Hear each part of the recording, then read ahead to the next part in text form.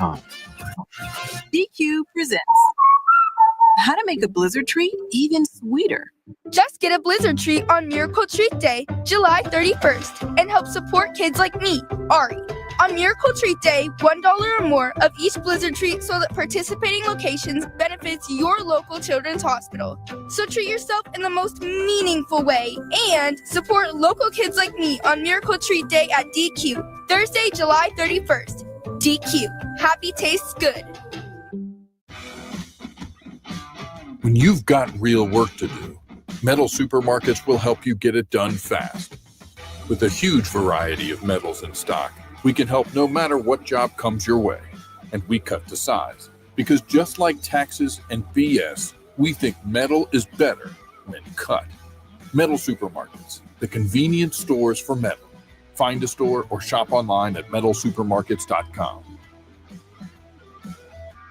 From the Accident Recovery Team Traffic Center, don't worry about me, I called ART.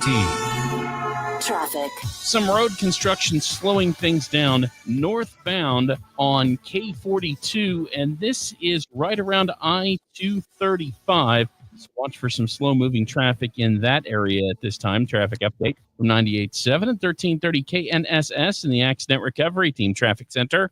I'm Jad Chambers. Weather.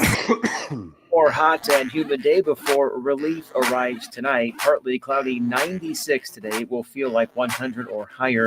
Small chance of a storm coming up after 4 p.m. A couple of those will linger into the evening hours. Overnight low 70. A little bit of rain on Thursday morning. Otherwise mostly cloudy and much cooler. High only 79. Partly cloudy and staying nice on Friday. High 80. That's your forecast from Storm Team 12. I'm meteorologist Jake Dunn. Kansas Fan Headquarters, 97.5 and 1240 KFH Wichita, KNSS HD2 Clearwater, and Odyssey Sports Station. Hey Wichita, it's Jacob Albrock. Stay right there for the latest breaking in sports talk. It's Sports Daily coming up next exclusively on 97.5 and 1240 KFH. I'm Taylor Bisciotti with NFL Network Now on the Westwood One Radio Network. Micah Parsons and the Cowboys hit the field for their first training camp practice Tuesday in Oxnard, California. Parsons, who signed a contract, did participate in warm-ups, speaking to reporters after practice and said, "You know I want to be here. I've always said I want to be here, but at the end of the day, they sign the checks like always, and let's see if they want me to be here." Meantime, Bengals pass rusher Trey Hendrickson did not report, while Bills running back James Cook did. Both players are seeking contract extensions. Quarterback Matthew Stafford, who also reported to camp, is dealing with a sore back and is expected to practice in a limited capacity. And after 12 seasons, safety Tyrann Mathieu is calling it a career. The Honey Badger announced his retirement and said in a statement, "As I hang up my cleats, I'm filled with gratitude. This isn't goodbye, it's just the next chapter." This has been NFL Network Now on the Westwood One Radio Network.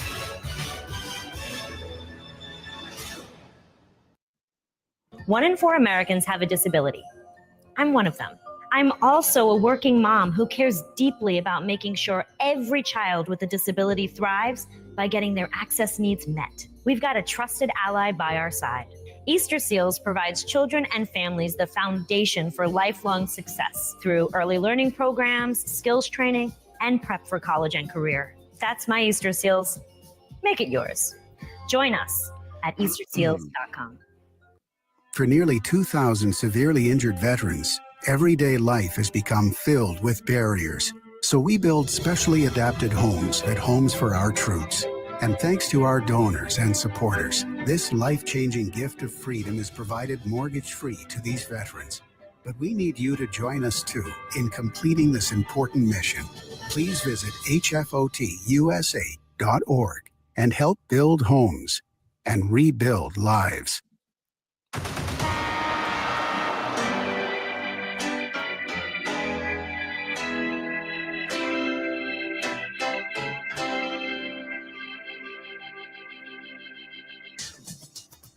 Now, from Wichita's most listened to sports radio, 97.5 and 1240 KFH. This is Sports Daily with Jacob Albrock and Tommy Kester.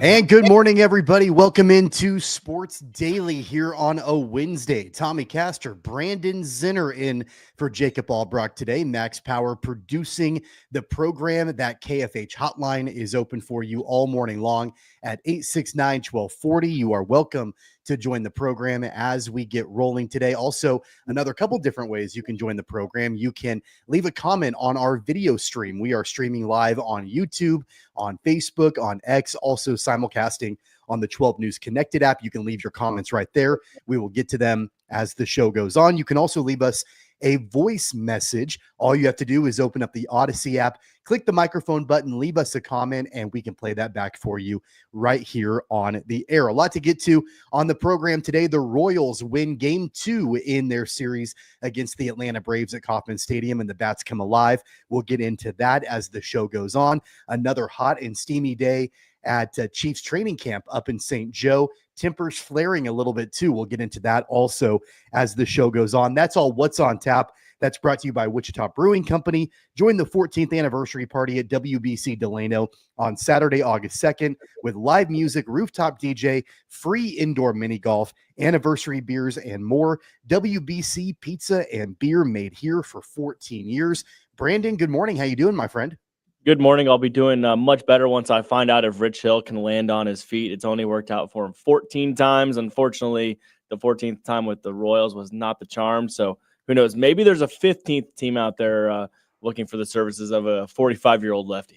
Yeah, that was another headline that came down yesterday. After only 2 starts for the Royals, they designate for assignment the 45-year-old Rich Hill. And so we'll get into that as well, because I think that's a really interesting move, especially with all of the injuries that we've seen on the pitching staff and in the rotation for the Royals. So Rich Hill, and what's interesting, Brandon, and Jacob and I talked about it yesterday on the show, he looked every bit of 45 years old in that game on Monday night. He was laboring. I know it was hot in Kansas City. It was hot here, obviously, too.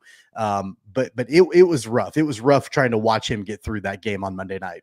Yeah, I mean, you just look at the 6 walks. I mean, that the team had 14 walks as a whole. It is hot right now. It's hard to grip the ball and everything, but there's no excuse for 6 walks. What are we doing out here? He looked great in the first start. He looked 45 in the second start. He did. And so we'll see what happens with him, whether or not he clears waivers, if he'll elect free agency or staying in the Royals organization and going back to the minors. So a few different things that he could do. But I want to get into that as the show goes on, because when that news first came down, it made me wonder if JJ Piccolo has a trade lined up for another pitcher, because even if he looked every bit of 45, even if he was struggling and couldn't get the ball across the plate, he's a warm body, at least at pitcher. They don't have a lot of other pitchers right now. And so we don't know the status of Cole Reagans and what his return looks like, or Michael Lorenzen for that matter. Daniel Lynch, it does look like, will do a rehab assignment in Omaha. But it made me wonder what the future plans are with the trade deadline looming. I mean, we are knocking on the doorstep of the MLB trade deadline. And big picture wise, Brandon, are you surprised that things have really quieted down with the trade deadline? I mean, across Major League Baseball in general, we haven't seen, I know the Josh Naylor move happened last week. Ryan McMahon was moved. We've seen a couple of other moves here and there. Chris Paddock the other day was traded from the Twins to the Tigers. But the big names, they've stayed relatively quiet as of yet. Yeah, they are. The history tells us that today will be the day that there's going to be some movement today. It is just really weird. When you look at the AL, it's just you don't know who's buying and who's selling, because everyone in the wild card race, I mean, everyone's within about 6 games of each other. So are there teams that are really going to punt when they're 3.5 games back? What kind of message does that send to the fans? It's been quiet, but who knows what's going to happen throughout the course of the day. And yeah, who knows with JJ Piccolo? It sounds like they're probably going to go with the opener today, and it's just going to be a bullpen day. But I mean, is that a long-term strategy? Because they, as you said, they don't have warm bodies on that rotation right now. So maybe he's got something up his sleeve. We'll know by, I guess, early this evening if he pulls the trigger on anything. Yeah, anybody that knows me knows that, I obviously follow the Royals. I like the Royals. I want to see the Royals win. I'm a diehard Atlanta Braves fan, and I have been my entire life. I'm going to the game today. So as soon as we're done and off the air, it's a 1:00 start. I'm taking my 4-year-old and my wife. We're going up there. It's going to be his first Major League Baseball game. And I was really excited about it. And I still am really excited about it. But it looks like Angel Zerpa is starting for the Royals and Joey Wentz is starting for the Braves. I don't know who Joey Wentz is, and I'm a huge Braves fan. Ronald Acuna is now on the IL after he was pulled mid-game yesterday. I mean, they're dropping like flies out there. And so we're not getting a premier matchup for today's game. I'm still excited to go, but I'm a little bit disappointed about that. Yeah, and I think it's going to be about feels like 110 again out there today. Relief is on the way after today. Thank goodness, because it's been a brutal week and a half in Wichita and obviously all throughout the whole Midwest. But who knows? First ball game for the boy. That's an exciting time still. Get some hot dogs, get some popcorn, some Cracker Jacks. Enjoy. Who knows? Maybe a Bobby Witt home run today. Yeah, he's really excited about it and has been telling everybody that he's going to a baseball game. So regardless of who's playing, he's 4. He doesn't know any better. But at least for Dad, as I'm sitting there, I'm like, man, there's nothing like a matchup of Zerpa and Joey Wentz on a Wednesday afternoon at Kauffman Stadium. But the good news for the Royals, as of course we follow them and talk about them all the time, they were able to get game number 2 against the Braves. The bats came alive in that game. And so the fact that they've been able to consistently deliver offense in places that I think are a little bit unexpected. Kyle Isbell had a big offensive game last night. We'll get into all of that as the show goes on. But it's been nice to see the evolution of the offense, Brandon, and the fact that consistently, it seems like outside of a shutout last week against the Cubs, they've consistently been able to deliver offensively, and especially knowing how banged up the pitching rotation is, they absolutely have to have those bats. Yeah, their bats are much more alive in the second half of the season. Why? Who knows? And unfortunately, it comes with Jack Caglione, the injury, he leaves, and then all of a sudden, the offense just looks a little better. I don't think that's any correlation. I think it's just a chance that happened. But yeah, especially against the Braves. I mean, they've put up 16 runs over 2 games, and yet when they needed to, 1-run game yesterday, they come away with 5 in 1 inning. And like you said, unlikely sources. Kyle Isbell with a big night. Vinny Pasquantino, a triple away from the cycle. Really positive signs from this Royals offense. Got an email from our buddy Jeff Lutz, and I should have known this. It's my fault that I didn't realize this. Joey Wentz is a Kansas City kid. Shawnee Mission East is where he went to high school. So it'll be a homecoming for the Braves pitcher today that they're putting out there on the mound. He hasn't been very good. He's 2-2, but he's got an ERA approaching 6. So it might be another day for the Royals offense to come alive. Might be a high scoring game there at Kauffman Stadium, but I probably should have known that he's a relatively local kid, I guess. Yeah. How are we not following our Lancer alumni? What are we doing? I know that's my fault. Thanks for the stat update there from our buddy Jeff Lutz. Joey Wentz pitching today for the Braves, Shawnee Mission East kid. We are just getting underway here on Sports Daily. Let's dive in deeper to the Royals and Braves series, and we'll give you an update on the trade deadline in general, get our thoughts on what's going to be happening as the day goes on. We're just getting underway here, so don't go away. Brandon Zenner, Max Power producing. I'm Tommy Castor. Sports Daily coming right back.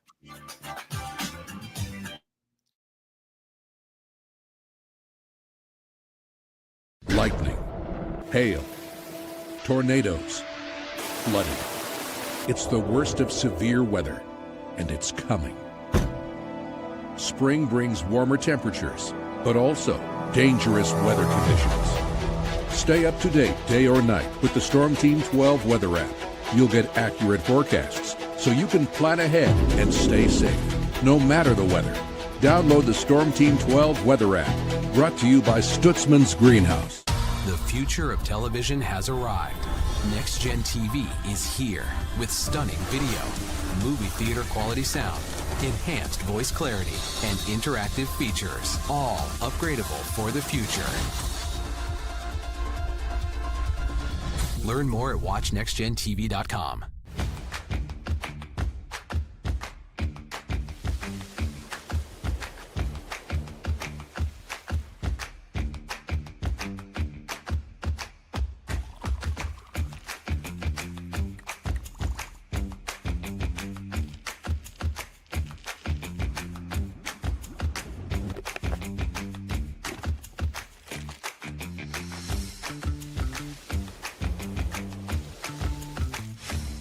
canvas of our imagination. They tell a story. Clouds affect the events of your day.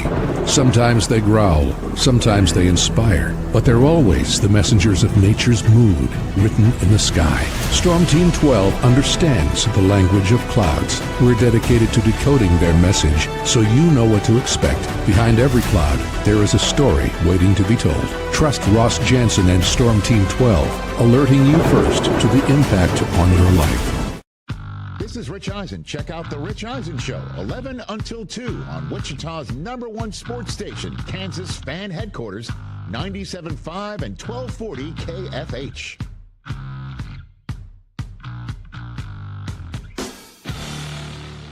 Odyssey is one of the most influential audio and entertainment brands in the nation. You already know Odyssey's iconic local radio brands in Wichita. But did you know Odyssey has the country's best collection of music, news, and sports brands? Odyssey is also a premium podcast creator, major event producer, and digital innovator. Odyssey brings people together across the country and right here in Wichita. Odyssey also delivers meaningful radio and digital audio results. Find out our story and impact at odysseyinc.com/Wichita. Make yourself known now. 831001 in traffic pursuit. Oh my God, here. Investigate TV Plus begins with real people. We investigate stories that impact you and inspire change every day. Something is broken. Real problems. Why are they hiding it? And real solutions. My daughter was dying in front of me. What was your reaction when he said that? Investigate TV Plus, weekdays at 3:30 p.m. on KWCH.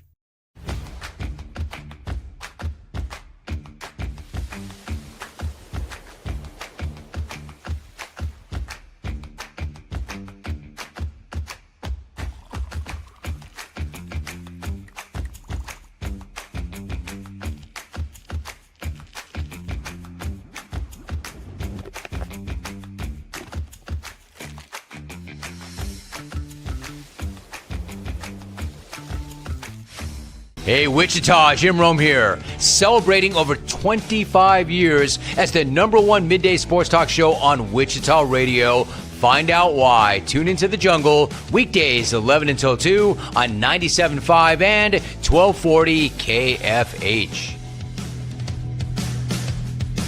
Mornings are busy. We're here to make your mornings better. We report the stories that affect you. 3 more hospital lies from contaminated apple juice just a day after the FDA issued a recall. We're here to make your mornings better. Closing east and westbound lanes of K96 for repairs. With 12 News, you're prepared for your whole day. Scattered thunderstorms across the state into the afternoon. Stay a step ahead with 12 News this morning on KWCH and KSCW.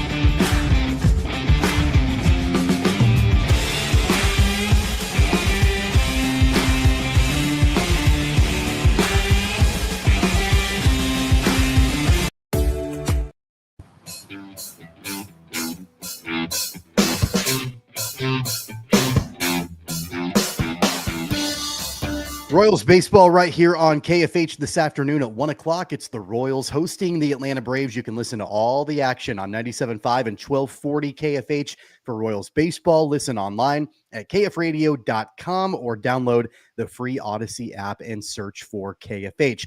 Welcome back to the show, everybody. Tommy Castor, Brandon Zenner, and Max Power producing the program. Let's get into the Royals and Braves last night, Brandon. Again, it was an offensive juggernaut for the Royals. They put up 9 runs in the game, which knowing how limited the offense had been over the last couple of months or so, basically dating back to the beginning of the season, it's been a breath of fresh air to see the way that this team offensively has been able to come alive, and they've done it in a variety of different ways. The power has been there. We obviously saw a guy like Jonathan India a couple of games ago hit a 3-run walk-off against the Guardians over the weekend. And then you've got Kyle Isbell last night driving in runs and clearing the bases and really solidifying the Royals' victory. So it's some places where it's not in the middle of the lineup necessarily, but it's guys that we've been wanting to see develop and deliver in big spots all season long. Yeah, I was curious. So I went and looked. Since the All-Star break, they are top 5 in the league with 19 home runs. I think they had like 30 in the first half of the entire season. They're still hitting extra base hits, just lots of doubles still. They're scoring runs. They've had top 5. They're 5th in runs scored, 64 runs in 11 games, which that's unheard of. So yeah, this offense has come to life, and as you said, it did last night. Vinny with that home run to get things started in the first. Bobby had a couple RBIs throughout the night. India continues to look good. He looks much better post All-Star break, I think, than he did early. And then that big 6th inning when Lugo gives up a pair of home runs and 1-score game, and then here you come back with a 5-run 6th. Very positive signs from this Royals offense, and we'll see how long it sticks around. And who knows, maybe this is the Royals now. Yeah, it's been really interesting to see the way that Matt Quatraro has managed the bullpen and managed at what point does he put a reliever in, and when he goes to the bullpen, who is he putting in there? The other game, I think it was Monday night's game, he was criticized for putting in John Schreiber in a high leverage situation when you had the back end of your bullpen, ready to go and potentially able to be more locked down than a guy like Schreiber potentially. Then last night, Lugo goes a little bit longer maybe than what I think some people probably would have been comfortable with. And I'll be honest with you, in the 6th inning, I'm thinking to myself, man, like the wheels are falling off for Lugo, and he was left out there for far too long on a steamy night at Kauffman Stadium. Like maybe get the bullpen ready to go a little bit earlier. And then you put in Hunter Harvey, and he was able to get out of the jam. But man, it's hard to really feel overly confident about a guy that's barely pitched for you. Like he's almost a complete unknown at this point, even though he's got pretty good stuff. So it's been interesting to watch the way that that's been managed, especially recently. And it worked out for the Royals when it could have been a disaster in the 6th inning. The Braves were threatening, and fortunately, Hunter Harvey was able to get out of that jam. Especially just because the night before it was a bit of a disaster. Steven Cruz got absolutely shelled. And that's a guy that you kind of trust right now, or at least you think they do with Urseg, Estevez, and Cruz had been kind of that other guy with no Lynch right now, and then Hunter Harvey obviously working his way back in. But yeah, Hunter Harvey comes in with the bases loaded, was able to get out of that jam, and he only pitches 3rd of the inning. They're going to be easy on him as they still continue to work him back. But I mean, even Urseg, he gave up 3 hits in one inning. Angel Zerpa gave up a pair of hits. Schreiber, Estevez even allowed base runners. But, to go away from Lugo when he did, I thought it was a little late. He had given up 2 home runs there in that 6th inning, and you could tell that the Braves offense was really starting to cook. But for Harvey to get out of that jam and then the Royals respond the way that they did offensively, that was the tides that turned that game right there. It's not like Lugo looked like Rich Hill out there, right? Like he didn't look that gassed out there on the mound, but he looked tired. I mean, he's younger than Rich Hill by about 10 years, but still, I mean, he's up there in age, right? And so he did look, by the time the 6th inning rolled around, he looked pretty exhausted. And that's been I think a sticking point for me that really doesn't get talked about a whole lot this season, I don't think, has been the management of the starters and when Matt Quatraro goes to the bullpen and who he goes to the bullpen for. And it's not, let's just say it hasn't always been ideal. Would I have loved to see Lugo go 5 and then, try to say, hey, Seth, you've pitched really well through 5 innings. It feels like 107 degrees outside. We're going to go ahead and set you down. Sure. Like in retrospect, hindsight is 2020, probably would have been better. But even when he gives up a couple of home runs and then he walks a couple and the bases get loaded and all of this, it's like, man, Q, pull the trigger a little bit earlier and get somebody in there to help him out, because they were fortunate to end that half inning with a lead. Yeah, and unfortunately, I mean, things do bleed over into one another because the night before, Rich Hill was only able to go 4, so they had to go to the bullpen early. You had 4 guys that pitched at least a full inning, and so that is playing in. But they did have plenty of healthy bodies last night, and Seth Lugo just didn't have. He pitched very well early on, and then as you could tell, it's hot, it's wearing on him. He gives up 7 hits, he gives up 4 walks. He's laboring a little bit there. He gives up a pair of home runs, but Quatrero has these guys that he trusts. I think Hunter Harvey is going to be one of these high leverage guys as we continue throughout the rest of the season. The Royals are on a playoff push. We're going to see him come on with, he's going to inherit base runners. He's going to have some hold situations in the 8th, and he was able to That's get the whole reason they traded for him. Like, that's why a year ago, that's why they brought Hunter Harvey to Kansas City. He's barely pitched for them. And so, yeah, I mean, like, I would love to see that be the case and be the guy that they want him to be and they need him to be to help stabilize the back end of that bullpen. It's hard to, at least for me, maybe you're a little bit different, but it's hard for me to have a whole lot of faith that he's going to be durable enough to be that guy. Oh, I'm the most skeptical of pitcher arms staying healthy as anybody is.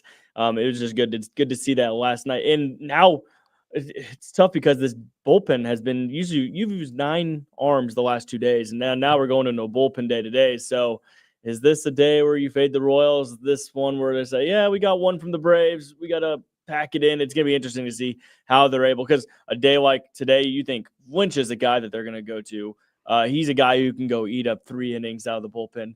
Well, you don't have him today because he's on a rehab assignment still, unless he magically comes back in the next 4 hours, I guess.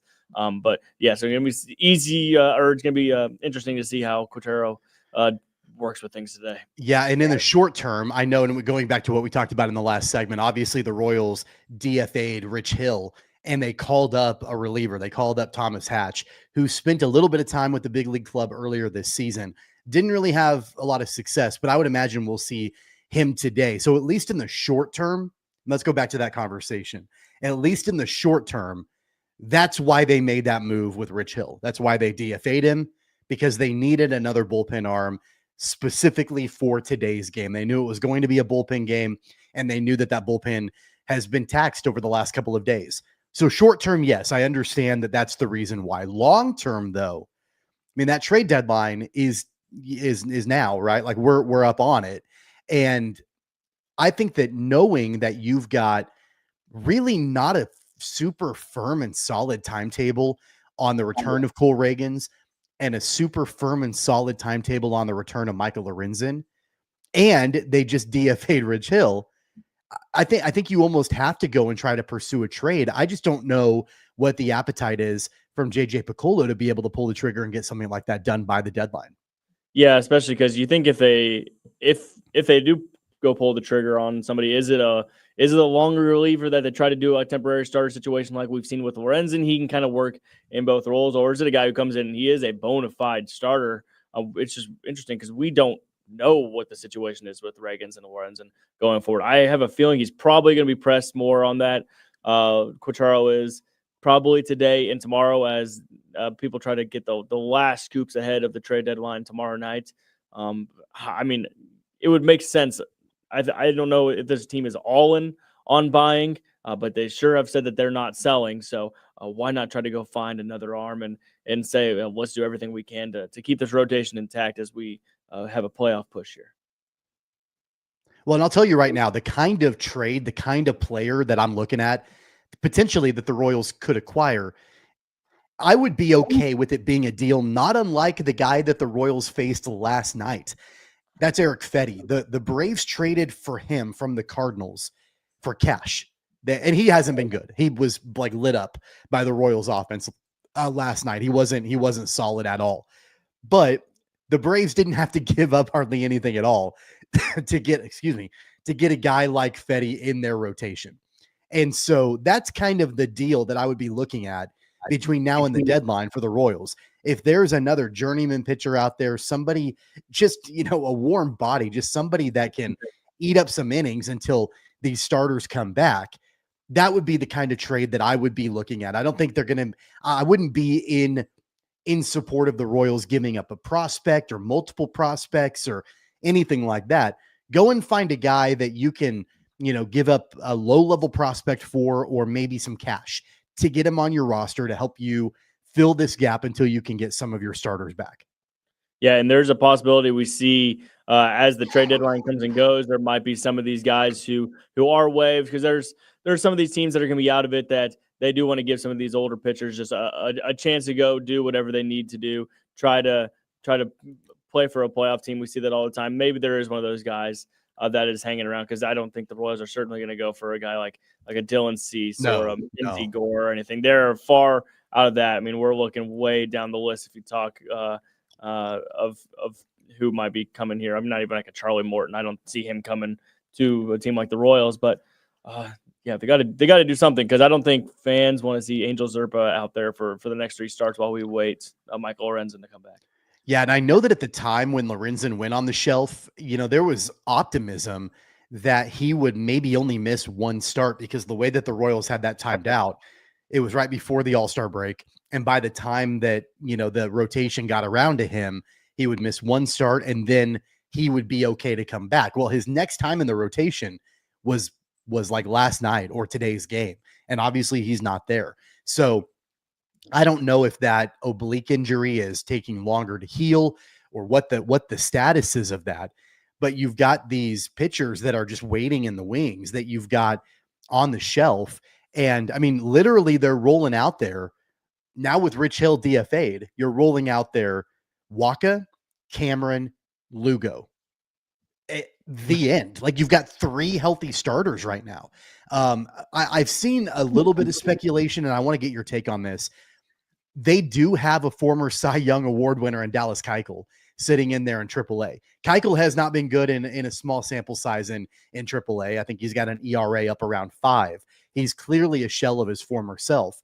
I mean, could they give him a try? Like, could they try to figure out what they want, what they have in him, and see if he could at least eat up some innings? Yeah, they absolutely could. I mean, whenever he was acquired, people initially said, "Oh, why are they doing that?" The Brian Windhorst fingers. Oh, they're going to be sellers at the trade deadline. Seth Lugo or Chris Bubich is going to be on their way out.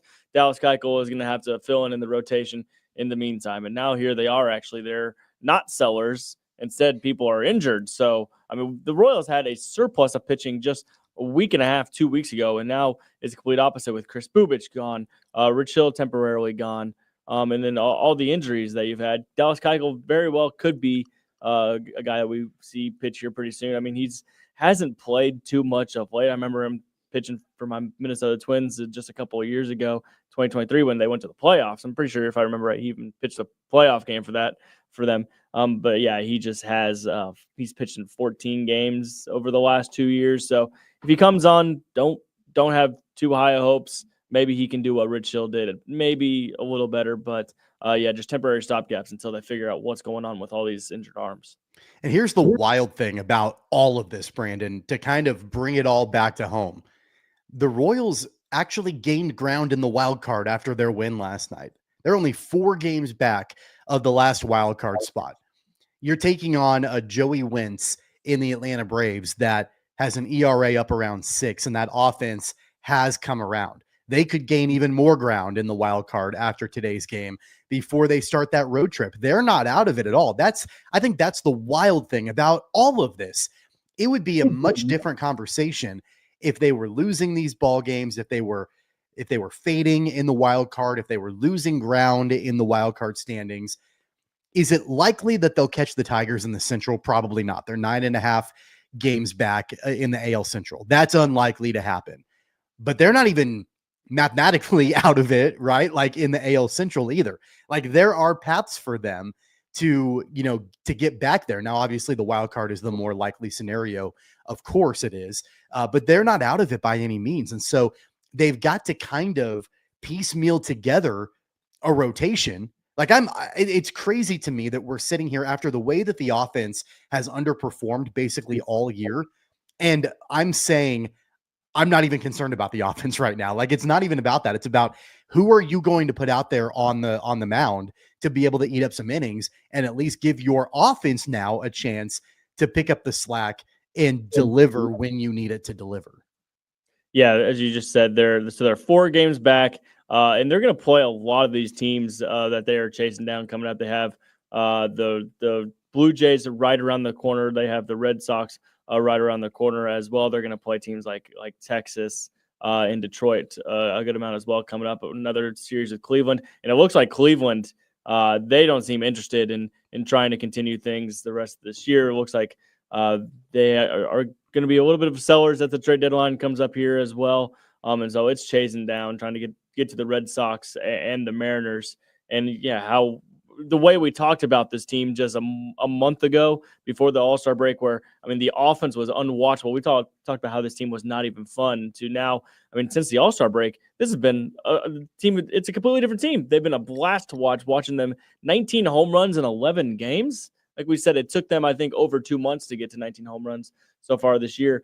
They have a chance to go win a third consecutive series today, which would be a huge start after, the Marlins series was an absolute dud to begin the second half. But, a way to end this little quick homestand with a win against your Braves, unfortunately, and you get to watch it firsthand. Well, I predicted that after the game on Monday night when the Royals lost. I said the Royals are going to win Tuesday's game and Wednesday's game, and they're going to take the series. And then all of a sudden, that's 3 series in a row that they've won 2 of 3.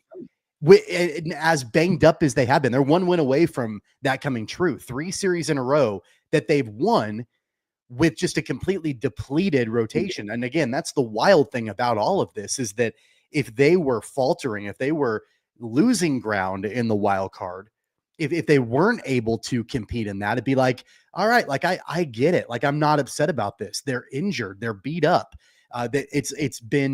We've seen them drop like flies in the rotation and even in the lineup too. Caglione going down and Nick Lofton on the concussion list and all of that. Like, we've seen, I wouldn't blame them. I wouldn't fault them. They've got an opportunity in today's game to take this series.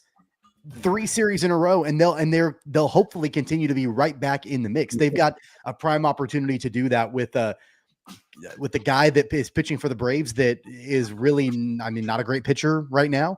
Hey, you put some respect on Joey Wentz, the pride of Kansas. I'm just saying. And then they also, Braves don't have Acuna. Like, there's an opportunity here for the Royals to get it done and win this series. It's wild the way that they've been able to continue to make this happen and still stay in things. We'll see how it goes today. First pitch around 1:10 this afternoon. Let's take a bigger look at the MLB trade deadline. Who could be on the move? We'll do that on the other side of the break. It's Brandon Zenner and Tommy Castor, Sports Daily, coming right back.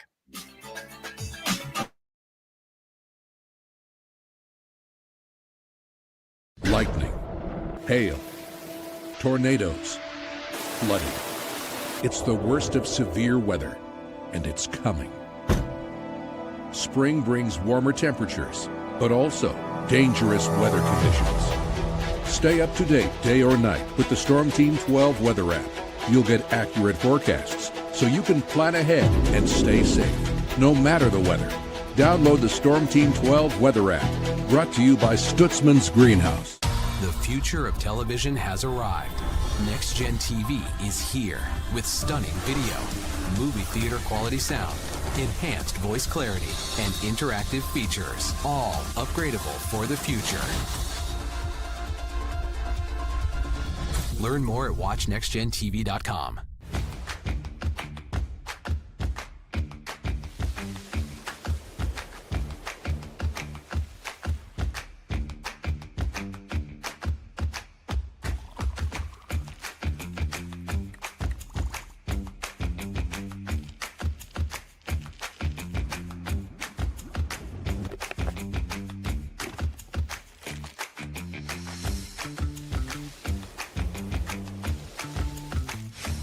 Canvas of our imagination. They tell a story. Clouds affect the events of your day.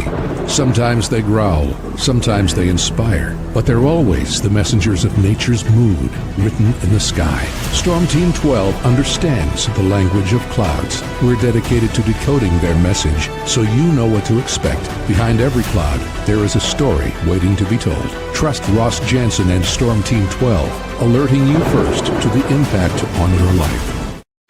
This is Rich Eisen. Check out The Rich Eisen Show, 11 until 2 on Wichita's #1 sports station, Kansas Fan Headquarters, 97.5 and 1240 KFH.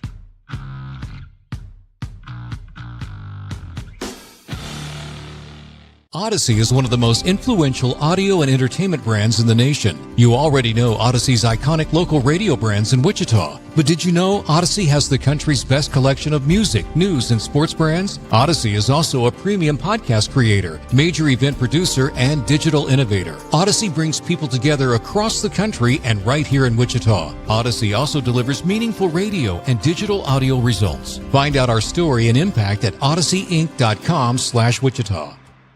Make yourself known now. 83101 in traffic pursuit. Oh my God, here. Investigate TV Plus begins with real people. We investigate stories that impact you. And inspire change every day. Something is broken. Real problems. Why are they hiding it? And real solutions. My daughter was dying in front of me. What was your reaction when he said that? Investigate TV Plus, weekdays at 3:30 p.m. on KWCH.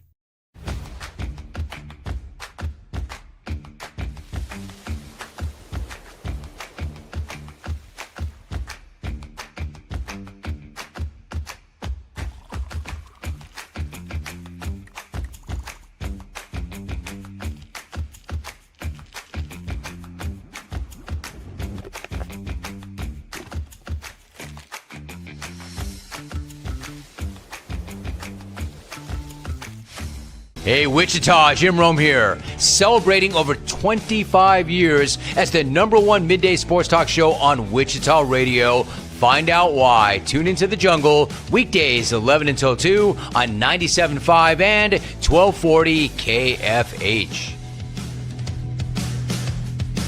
Mornings are busy. We're here to make your mornings better. We report the stories that affect you. 3 more hospitalized from contaminated apple juice just a day after the FDA issued a recall. We're here to make your mornings better. Closing east and westbound lanes of K96 for repairs. With 12 News, you're prepared for your whole day. Scattered thunderstorms across the state into the afternoon. Stay a step ahead with 12 News this morning on KWCH and KSCW.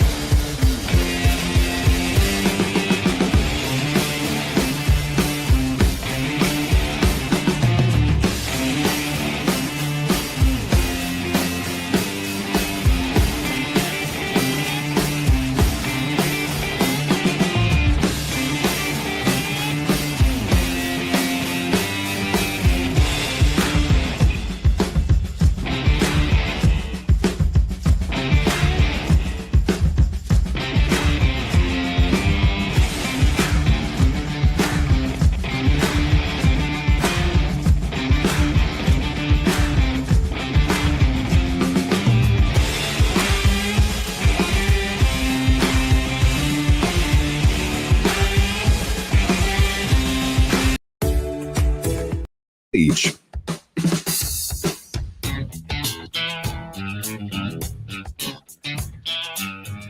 Welcome back, everybody, to Sports Daily on KFH. Tommy Castor, Brandon Zenner, Max Power producing the program. Want to tell you about your opportunity to win a trip to see the Zach Brown Band, Love and Fear, live at the Sphere Las Vegas this September. It includes a 2-night stay in a suite at the Venetian Resort Las Vegas, the only hotel directly connected to Sphere. You can win this national contest for the chance to win a trip to this concert. All you have to do is download the Odyssey app and listen to KFH for at least an hour for your chance to win. You can learn more at odyssey.com/Zach. Thanks to Messina Touring Group for this opportunity. Speaking of concerts, Brandon, are you a Creed fan? Did you go see Creed last night? Well, I did not see Creed last night, which is why I'm here for Jacob. He was so concerned about burning the midnight oil and being, I'm sure he's up listening to us right now. I mean, he's got things going on, but no, he was worried about how late he was going to be up at the Creed concert. And then he found out that the gates open at 7. He's probably in bed by 10:30. But no, yeah, it sounded like it was a great time. I did see Daughtry, Puddle of Mud, and Nickelback back when I was a freshman in high school. So I get down with some dad rock. Yeah, it is dad rock. And I saw on social media, there was this whole conversation with some folks I know about like, hey, after the Creed concert, where's the great like after party stuff? On Reddit. No, it's everybody's going to bed. Like it's everybody's exhausted. Like it's a weeknight and Creed, like the people who listen to Creed all probably have kids and jobs to go to the next morning. They're going home and going to bed. Yeah, I saw Old Chicago was the list place, and I love me some Old Chicago in Old Town. But yeah, when Old Chicago is the after party spot, then you might as well just head home for the evening. Yeah, it sounded like it was a pretty well attended concert, and I didn't go to it. I mean, I like Creed, but I'm almost to the point to where like I'm too tired to like even go to a concert on a weeknight. Like if you're not scheduling it on a Friday or Saturday night, I'm probably not going to be there. Maybe a Thursday night. I can maybe get away with the Thursday night and then just be tired during the day on Friday. But for all of you that are up early after going to see Creed last night at Intrust Bank Arena, you better pour yourself a cup of Prairie Fire coffee. We thank them for their support of our program, keeping everybody caffeinated and fueled up here on this Wednesday morning on Sports Daily. By the way, with Jacob not here, Hawaiian Shirt Wednesday has been postponed to next week. So that's his thing. I don't execute it. If he's not here on a Wednesday, we don't do Hawaiian Shirt Wednesday. So he'll be back next Wednesday and we'll have another day of that. Brandon, let's get into the MLB trade deadline. We're just hours away from that coming to a close. And there are some big names that are still out on the market that really outside of some early names moving. And I mentioned them earlier on in the show, like Josh Naylor, the biggest name guys are still with their respective teams. We're talking Eugenio Suarez. We're talking Dylan Cease. There are some others that are out there, Joe Ryan. So both on offense and pitchers that are available out there. Do you think we're going to see a flurry of activity between now and this afternoon? Well, the Eugenio Suarez thing gets interesting because he just got hit in the hand last night. So that's certainly probably going to make some teams a little nervous, but I would still expect that he does get moved. I don't think there's a chance that Joe Ryan is getting moved. That guy still has 2 more years before he's even in arbitration, and just too good of a pitcher for the Twins. But a guy like Dylan Cease, Stephen Kwan, I think those are guys that we could definitely see move. The Jarren Duran one is the interesting one because what are the Red Sox? What are they doing? They're in a playoff spot right now. They just traded away Rafael Devers still 2 months ago. I don't see a chance where he gets moved. I mean, they have a chance to go out and get to the playoffs. So, I mean, Johan Duran of the Twins, one of the best closers in baseball, he definitely has a chance to get moved as well. I think there's going to be a little bit of a flurry that we see. There might be like a couple things that trickle in today, but it's going to be tomorrow where things are hot and heavy and no holds barred as we hit the trade deadline. Here's what's interesting. So I'm reading ESPN's trade deadline tracker. And so anytime there's any kind of rumor or move or whatever, somebody's writing about it and posting it on this thread. And I think that the way that the Rays are being described at the trade deadline, I think a lot of teams are right there too. A lot of teams are like the Rays right now. The latest report from Tampa Bay is that Tampa Bay doesn't really know still what they want to do. Like, are they adding? Are they subtracting? Even they don't know. That's the headline. And we're less than, 12 hours away from the trade deadline ending. And there are teams out there that are still trying to figure out what direction they want to go.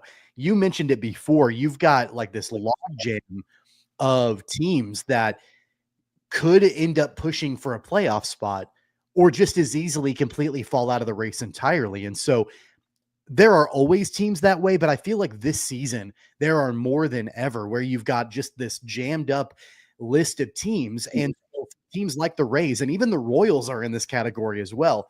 It's a difficult decision on, are you going to add? Are you going to subtract? Are you going to not do anything at all? If you do make moves, are you looking for this season? Are you trying to set yourself up for the future? Like, there are so many different directions that a lot of these teams that are fringy and marginal that they could go between now and the end of the day. Yeah. And we do have to realize that at the end of the day, the trade deadline, it's a chance for people just to eat up content for a couple of weeks when it is slow. We're in the dog days of the season. Like, Ken Rosenthal is absolutely one of the best reporters out there, but this tweet caught my eye yesterday. The Padres will only sell if it enables them to acquire better pieces to compete this season. Well, that's not selling. That's called buying. So a lot of this is just smoke in the air, and we're just buying time.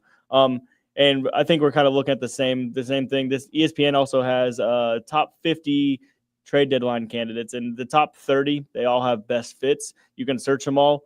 20 of the top 30 are linked to either the Mets or the Yankees. I mean, we know they're going to go towards the bigger markets in this coverage, and only one of them is listed to the Royals, but yet the Royals have already been out here making a couple trades. We'll see what all happens. The Padres, the Rays, these situations are just so weird. How are we less than 36 hours from the deadline? And it's like they just woke up yesterday and realized the trade deadline's in 48 hours. So yeah, who knows until the pen hits the paper. Yeah, and we mentioned some of these other names, guys like Eugenio Suarez and Dylan Cease. Joe Ryan is interesting because, we're talking about a divisional ace that the Royals, obviously he plays for the Twins and everything. And so there's been, like, I thought yesterday's move or maybe it was 2 days ago, whenever the Tigers acquired Chris Paddock. I mean, that's an interdivisional trade. And so, like, we don't see that extremely often, but teams are willing to get a little bit creative. They're willing to trade a player to one of their rivals in the division. And so, the Tigers are clearly buyers. They have been. The Mariners are clearly buyers. They have been as well, with Josh Naylor and all of that. Of course, the Yankees are, of course, we don't know what the future looks like for the Yankees and how long Aaron Judge is going to be hurt and on the shelf. So it's wide open at this point. Going back to the Royals, I mean, I feel like, generally speaking, if they were to try to make another move happen between now and the end of the day, yeah, again, it's not going to be this big blockbuster splash. We're not going to see them go out and acquire an ace. We're not probably even going to see them try to give up, any kind of major prospect. I think they're probably done, but I wouldn't be opposed to them trying to get better around the margins. If there's another bullpen piece, as we know, that bullpen's been taxed over the last couple of days. So if they have an opportunity to cheaply acquire a reliever, cool, go for it. If they've got an opportunity to cheaply acquire a starter, cool, go for it. Like, I don't think those things should be off the table. And hopefully JJ Piccolo is telling other general managers around the league, we're content with where we are right now, but we will look at other things if they come up between now and the end of the day. Yeah, I look at a guy like someone that they're going to acquire. It's going to be probably someone on an expiring deal just because their rotation is set for next year. They have all 5 of their guys will be back, barring health. They're under contract next season. So a guy like Andrew Heaney of the Pirates, who 5.9, 4.79 ERA, nothing flashy, but he's on a 1-year, $5 million deal. He's a free agent after this year, 34-year-old lefty. And they have some lefties that are obviously they just got rid of Rich Hill. Cole Reagan is down. Chris Bubich is down. So that's a spot that you do need today. We'll see a lefty on the mound today in Angel Zerpa. So I think that's the kind of guy that they're going to go try to target, somebody who's on an expiring deal. It's not going to cost you anything. I mean, you're probably giving up cash or, somewhere, and probably not a top 20 prospect for a guy like Andrew Heaney. So, that if I was JJ Piccolo, that's the kind of guy that I would go target. Yeah. Jeff Passan posted a couple of days ago from ESPN the top 50 list of players likely to be traded. And, I go all the way down to the bottom of that. Like, I'm not even looking at guys near the top of that list because there's no way the Royals are going to acquire anybody like that. But if you look at, and you mentioned Andrew Heaney, potentially he's on that list. Zach Eflin, that might be a little bit too pricey for the Royals. Luis Severino, potentially. Tyler Anderson's on that list. Michael Soroka. Honestly, Soroka wouldn't be a bad move. He's got an injury history, but he's probably relatively cheap and he's got some upside with him. So, there are enough players that are floating around out there where it's not going to probably cost the Royals a whole heck of a lot. What would you be comfortable giving up? Like, would you be okay with them dipping into their farm system at all? Or would it have to be like a cash considerations type thing? I think the Royals farm system outside the top 7, 8 already isn't great. I'm fine if they go and they dip into the mid-teens or around the top 20 prospect. But as long as you're keeping these core guys intact, I mean, you have your 2 catchers who, at this point, it doesn't look like either of them are going to get traded away for some big splash, unless that's something that we see in the offseason with a Jaron Duran or some other kind of outfield bat you're giving away a catcher for. Otherwise, yeah, I'm fine. Go the AL. Who knows what's going to happen this year? Aaron Judge, we don't know what to expect from him the rest of the season. The Mariners definitely do look like a threat. None of the other wild cards scare me if your Royals rotation is healthy. There's no reason that if all of your arms, your starters, are healthy going into a postseason run, you're able to get in the playoffs. You can go beat anybody in a best of 5, in a best of 7, and then at least get to a World Series. I don't think anything is off the table for this team. So as long as you're not giving up one of those top 2 prospects for somebody who's not going to be here for the long term, I think you're good.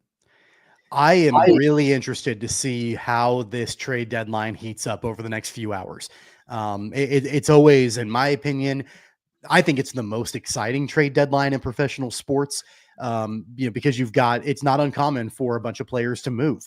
And so we'll see how things go between now and the end of the day. That deadline is creeping up on us. Some of the major stars in Major League Baseball have still not moved yet. And so we'll see if that changes over the next several hours or so. And we'll have a recap of all of that on tomorrow's program. That's going to wrap up hour number 1 on the program here on Sports Daily. In our next hour, more football talk. Let's talk Chiefs. Let's talk training camp. Let's talk NFL. We'll do that on the other side. It's Sports Daily on KFH.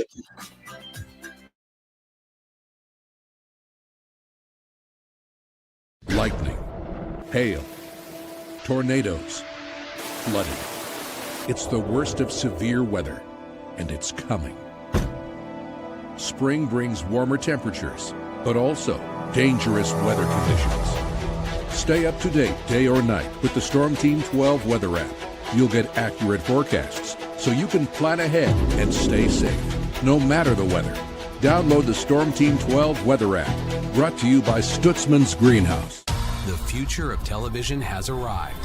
Next Gen TV is here with stunning video, movie theater quality sound, enhanced voice clarity, and interactive features, all upgradable for the future.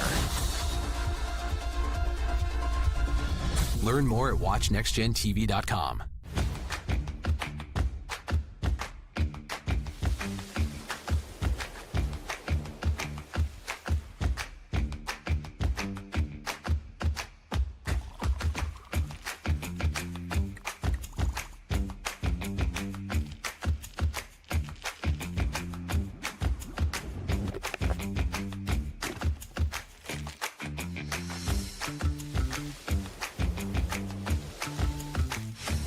Canvas of our imagination. They tell a story. Clouds affect the events of your day. Sometimes they growl, sometimes they inspire, but they're always the messengers of nature's mood, written in the sky. Storm Team 12 understands the language of clouds. We're dedicated to decoding their message so you know what to expect. Behind every cloud, there is a story waiting to be told. Trust Ross Jansen and Storm Team 12, alerting you first to the impact on your life. This is Rich Eisen. Check out The Rich Eisen Show, 11 until 2 on Wichita's #1 sports station, Kansas Fan Headquarters, 97.5 and 1240 KFH.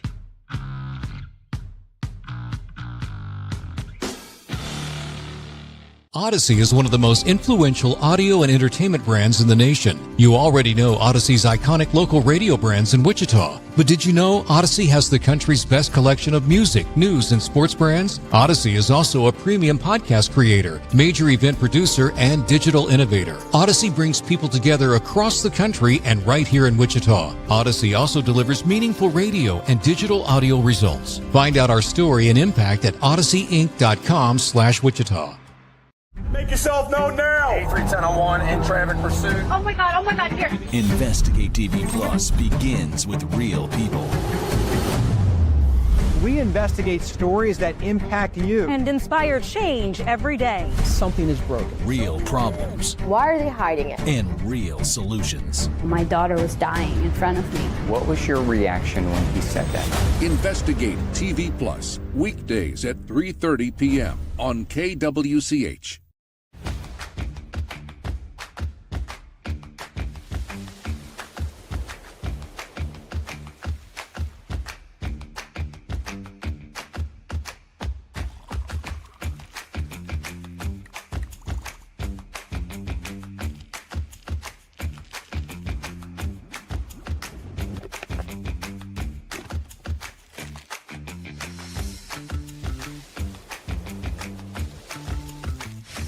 Hey, Wichita, Jim Rome here, celebrating over 25 years as the #1 midday sports talk show on Wichita Radio. Find out why. Tune into the jungle, weekdays 11 until 2 on 97.5 and 1240 KFH. Mornings are busy. We're here to make your mornings better. We report the stories that affect you. 3 more hospital lies from contaminated apple juice just a day after the FDA issued a recall. We're here to make your mornings better. Closing east and westbound lanes of K96 for repairs. With 12 News, you're prepared for your whole day. Scattered thunderstorms across the state into the afternoon. Stay a step ahead with 12 News this morning on KWCH and KSCW.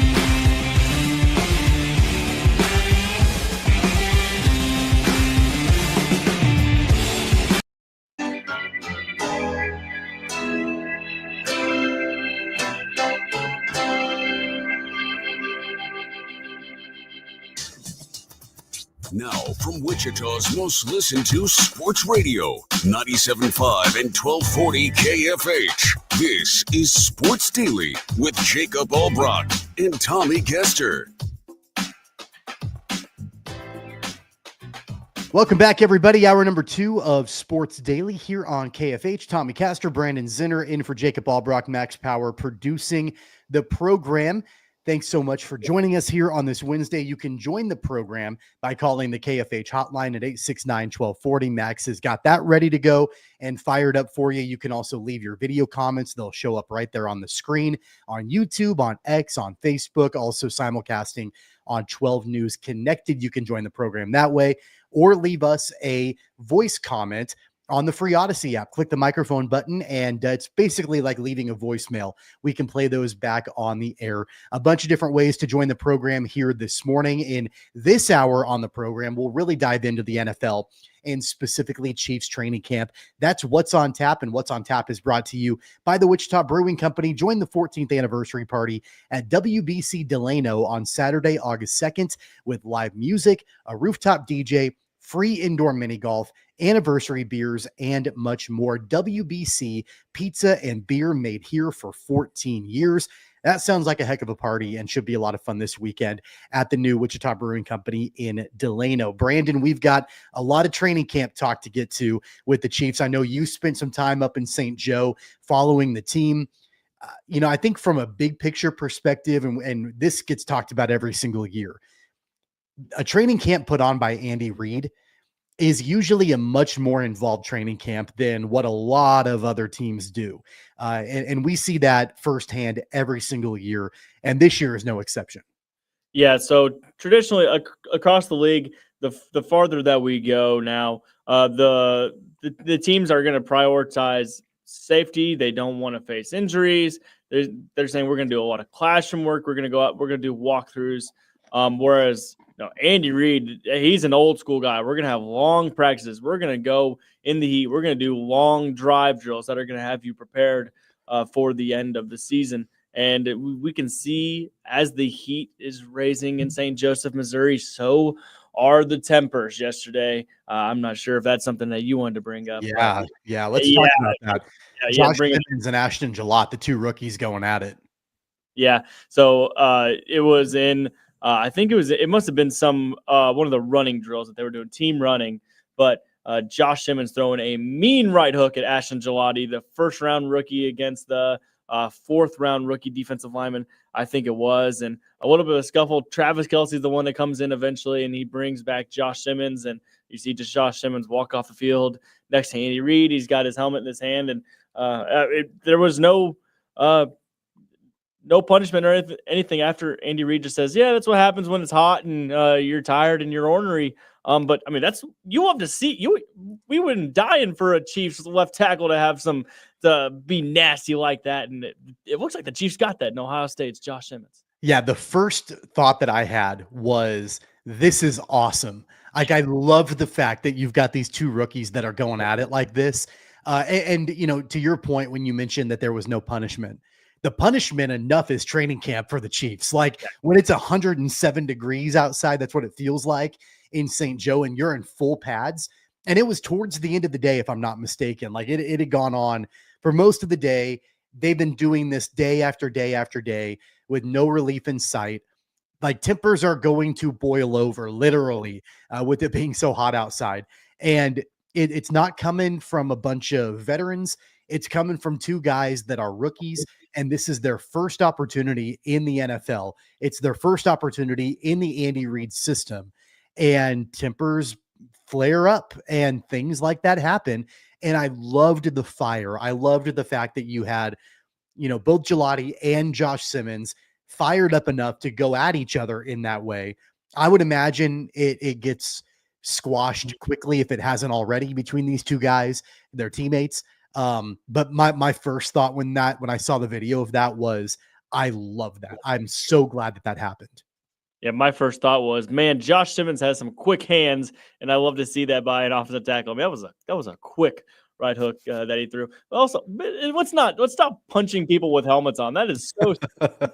That's a quick way. If he would have injured himself, that's when the punishment would have came out. But I mean, yeah, it's going to happen. There, Matt Derrick, one of my buddies who covers the team up there, said down on the field it's over 120 degrees. That feels like because they're going later this year. They usually start practice at 8:15, but for some reason this year they're at 9:15. So they're not ending till around 11:30 and whatnot. And by then it feels like temps are already over 100. So yeah, it's been a nasty first week to get started with all this heat. But Andy Reid ain't mad about it. Yeah. In your time covering the team in training camp, when you've gone up to St. Joe and you've been there, what do you think that, this grueling Andy Reid experience in training camp, what does that do for the players? What does that do for the team as they get into the season, down the stretch, playoff time, all of that? I mean, do you think that there's a correlation between a really difficult training camp and the success that we've seen this team have? That's what the players and coaches alike all say. So yeah, I've gone to training camp now in a coverage role for 10 years. Aside from COVID, there was the 2021. There was no in-person coverage of training camp. But there's one thing with going away to a college. You guys are in the dorms together. You're around each other 24/7, except from the off days. Some of them will go back to Kansas City, see family for the day, and then come right back up. You have that. Then you guys are all going to your meetings together. You guys are all walking down to practice together. They're long practices. They're hot practices. There's a lot of things that that is beneficial from it. The chemistry aspect, as I said, being around each other.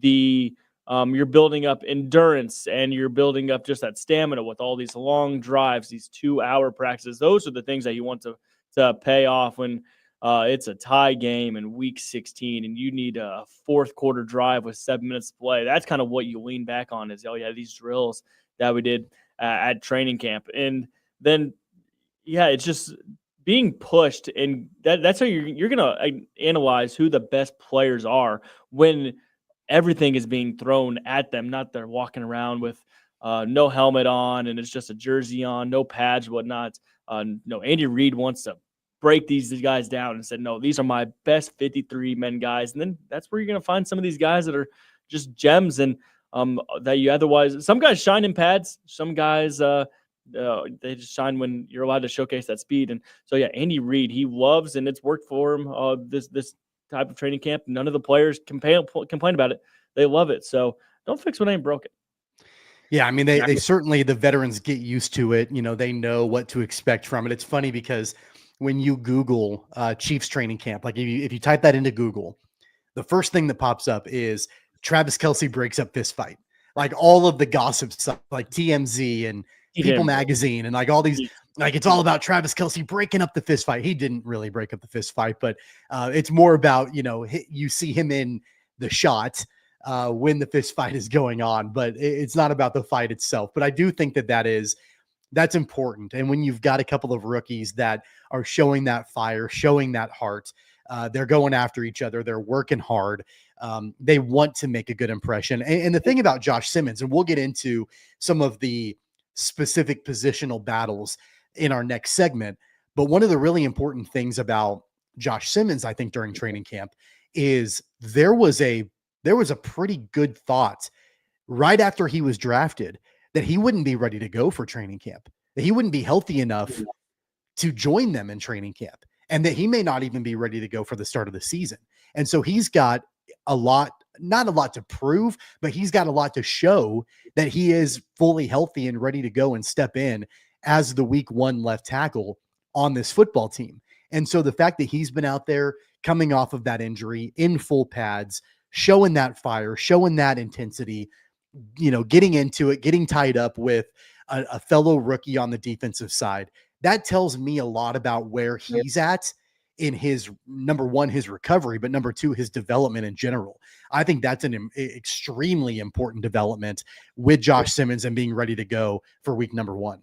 Yeah, there was nothing whenever he was drafted about his level of play and if he was going to be able to play at an NFL level. It was, is he going to be ready this year? Because the Chiefs are in a Super Bowl window. You're not trying to draft a guy in the first round who is not going to be ready to contribute.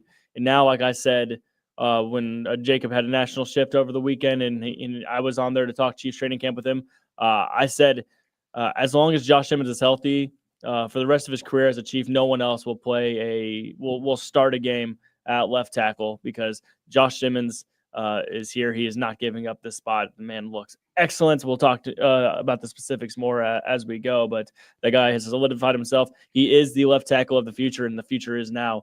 And it looks like the Chiefs might have struck gold in the first round of this draft.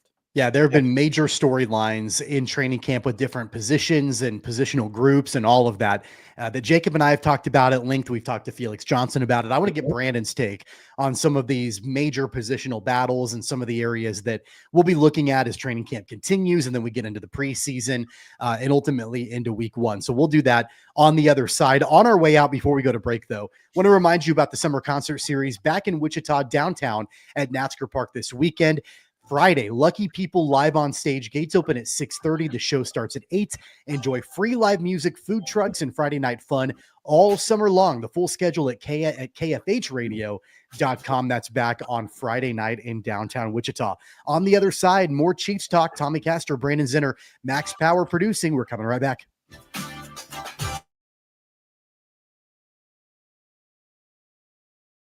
Lightning, hail, tornadoes, flooding. It's the worst of severe weather, and it's coming. Spring brings warmer temperatures, but also dangerous weather conditions. Stay up to date day or night with the Storm Team 12 weather app. You'll get accurate forecasts, so you can plan ahead and stay safe, no matter the weather. Download the Storm Team 12 weather app, brought to you by Stutzman's Greenhouse. The future of television has arrived. Next Gen TV is here with stunning video, movie theater quality sound, enhanced voice clarity, and interactive features, all upgradable for the future. Learn more at watchnextgentv.com.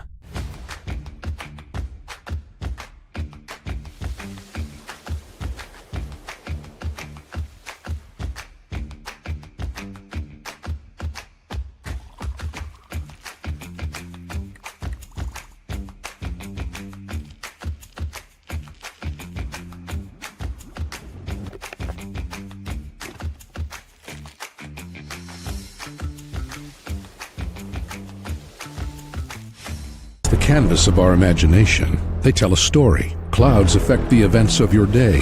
Sometimes they growl, sometimes they inspire, but they're always the messengers of nature's mood written in the sky. Storm Team 12 understands the language of clouds. We're dedicated to decoding their message so you know what to expect. Behind every cloud, there is a story waiting to be told. Trust Ross Jansen and Storm Team 12, alerting you first to the impact on your life. This is Rich Eisen. Check out The Rich Eisen Show, 11 until 2 on Wichita's #1 sports station, Kansas Fan Headquarters, 97.5 and 1240 KFH.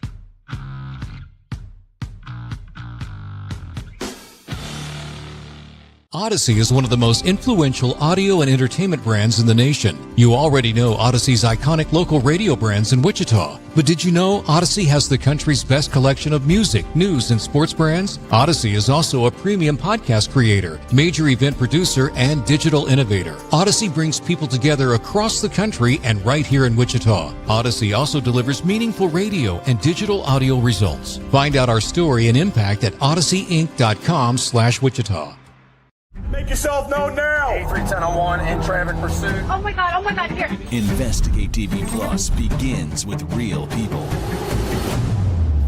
We investigate stories that impact you. And inspire change every day. Something is broken. Real problems. Why are they hiding it? And real solutions. My daughter was dying in front of me. What was your reaction when he said that?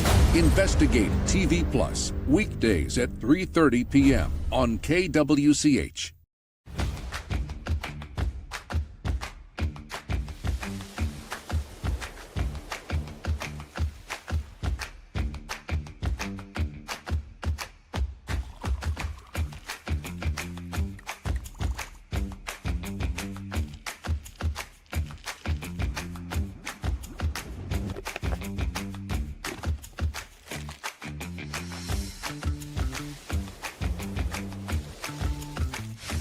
Hey, Wichita, Jim Rome here, celebrating over 25 years as the #1 midday sports talk show on Wichita Radio. Find out why. Tune into The Jungle, weekdays 11 until 2 on 97.5 and 1240 KFH. Mornings are busy. We're here to make your mornings better. We report the stories that affect you. 3 more hospitalized from contaminated apple juice just a day after the FDA issued a recall. We're here to make your mornings better. Closing east and westbound lanes of K96 for repairs. With 12 News, you're prepared for your whole day. Scattered thunderstorms across the state into the afternoon. Stay a step ahead with 12 News this morning on KWCH and KSCW.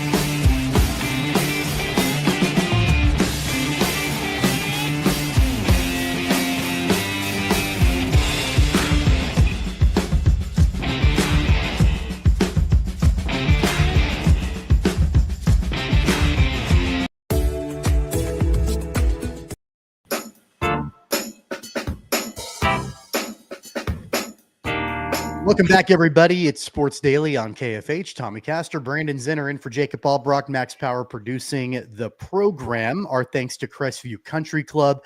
I know it's been hot outside. It's going to get cooler as the week goes on, so should be really nice golf weather for the end of this week into this weekend. They've been doing quite a bit of work out on the course after that windstorm that came through right before the Wichita Open. So a lot of trees are getting cut down and, should make the course maybe a little bit easier, but still it's a difficult and fun all wrapped into one. How's your golf game been, Brandon? We haven't talked about that in a while. Playing pretty well right now. You're at a good spot when you shoot an 83 and you feel like you're mad, and so that's kind of where I'm at right now. Actually, before during our last break, I booked a tee time for 9:30. So right after, I'll report back next time I'm on the program. Going to get out there and maybe show up a couple minutes late to the afternoon work shift. Man, you live the dream. Like you wake up, you do some morning sports radio, and then you roll right out to the golf course. I don't think you can beat that. No, I mean, the only thing would be better if I didn't have to work the night shift, but hey, that's okay. You win some, you lose some. So our thanks to Crestview Country Club. Give them a call. Give our buddy Todd out there a call, and check out all the different membership options that are out there. Whether or not you're a golfer, they've got a bunch of things for you. Even if you are not, the pool has been a lifesaver out there over the last week or week and a half or so. And I've taken the family out there. We've cooled off out there. So a lot of great options for you.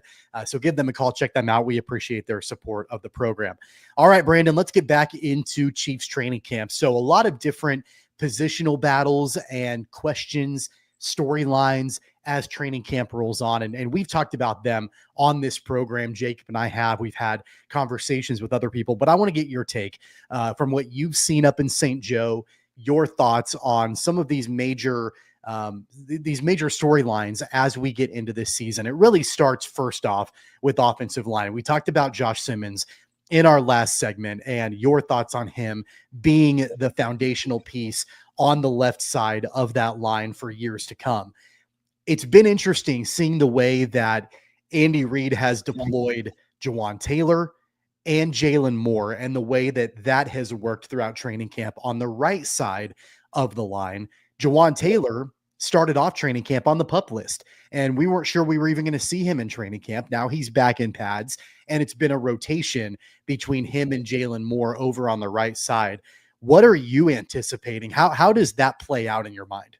So Jalen Moore and Jawan Taylor have been rotating on the right side the last 2 days, and Jalen Moore's also, as we expected, been getting snaps, rotating in with Kingsley Suamataia at left guard as well. So there's a lot of combinations, a lot of things that they're going to start to figure out over these next couple weeks. I think the best plan of action would be to pair up on the left side Jalen Moore and Josh Simmons. That would be so beneficial for Josh Simmons, a rookie who has high expectations, a high pedigree, but to have a bona fide NFL guy right there next to him.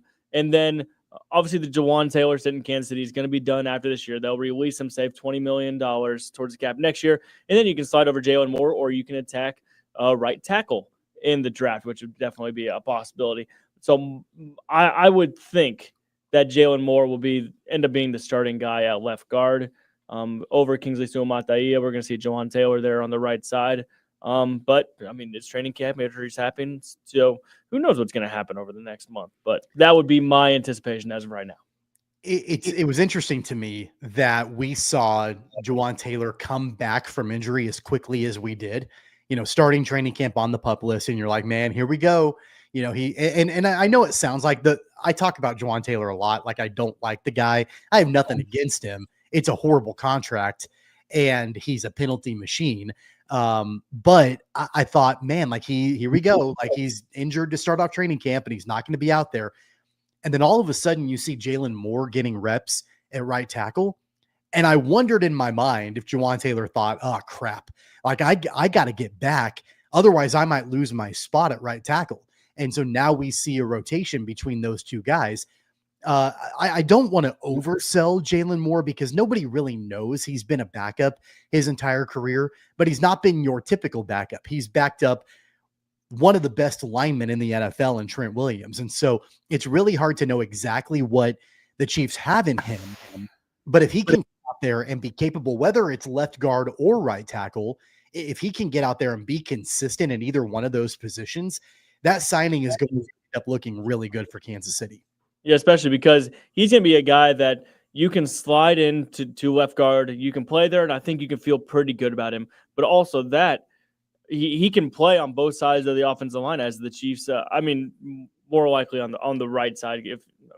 He can play on either side if there is an injury. That's what I'm saying. He can be a swing guy, and that's what Andy Reid and Andy Heck love in their offensive linemen is people who can play in multiple positions, as we have seen throughout the years. And Jalen Moore just seems like a prototypical that he can play 3 positions. He can probably play right guard too if they need him. They shouldn't have to worry about that with Trey Smith unless there's another injury. But I think Jalen Moore it's going to prove to be a big time addition because he's it's more likely than not that he's going to have to take snaps at left tackle or right tackle at some point this season just because of an injury. And I think he's made a good impression so far. So I want to go back to what you had said. Correct me if I'm wrong, but you had said when you were on the National Infinity Sports Network shift with Jacob, that as long as Josh Simmons is healthy, what were your words? That he will start every game as long as he's a Kansas City Chief at left tackle, as long as he's healthy. There will not be another starter at left tackle. So I want to go back a few months now, and I agree with you. I wholeheartedly agree with you. Well, let's go back a few months. If memory serves, you were not a fan of the Josh Simmons drafting at the time. I take it you are off of that and on the Simmons bandwagon now? It was, as I said in the last segment, it was the whole, if he's injured and he's not ready for week 1, this is a win now. As long as you have Patrick Mahomes and you have this core with the Travis Kelce's and everything, Chris Jones, you're trying to win Super Bowls now. And if he wasn't going to contribute this year, if he wasn't going to contribute the first half of the season, I was skeptical on it. Now I've seen the dude in person, and I will eat my words. Yeah, we all got Brett Veach. The guy knew what he was doing. And instead, they might have got who might end up being the best tackle in the entire draft, maybe a top 5, top 10 player in the entire draft. They got him at 32. The way we talk about how the Eagles swindle everybody in the draft, the Chiefs might have just done that too. Yeah, that it was, looks to be at least a masterful draft pick, assuming that, he stays healthy. I think that one of the knocks on Josh Simmons out of the draft was that, look at the injury. Well, it's not like he's an often injured player. He had one injury in college. Now, it was a significant one that caused him to fall down the draft, but it's not like you saw him over and over and over again missing time with different injuries here and there. Yeah, he had one major injury in college. So, he looks to be the real deal. He looks to be healthy and ready to roll. Based on your scenario, if you've got Jalen Moore at left guard, if you've got Juwan Taylor at right tackle, the odd man out there is Kingsley Suamataia. And he was the odd man out last year. The Chiefs rushed him into service at left tackle. That was a disaster to start the year last year.